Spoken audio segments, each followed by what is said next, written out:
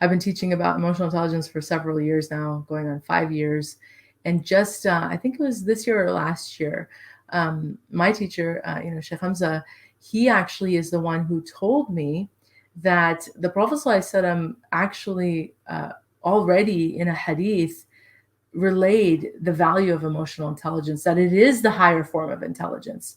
And I was shocked because, here I had read, that prior to emotional intelligence, we were looking at IQ, and now this is considered the higher form of intelligence. And so this was more a modern idea. But he said, no, the Prophet actually has a hadith where he tells us that emotional intelligence is the height of intelligence. So I just was floored. And then I found the hadith. Of course, he told me where. And so this is the hadith, right? رأس العقل بعد الإيمان بالله التودد إلى الناس. Subhanallah.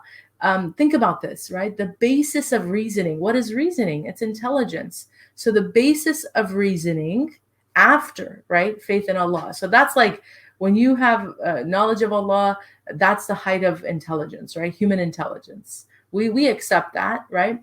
So after that, it's loving kindness towards people. It's being able to what? Emotionally, right? There's an emotional intelligence there towards people. And of course, it's obviously applies to oneself too.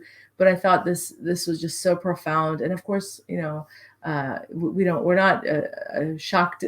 We should never be shocked when the Prophet ﷺ reveals truths to us. But it was just so much more of a proof that, subhanallah, indeed, there's nobody in human history that was more emotionally intelligent than the Prophet ﷺ, and his life is a perfect example of that. But even his words teach us that emotional intelligence is actually the higher form of intelligence. So subhanAllah, just something that I was really amazed by, and I wanted to share.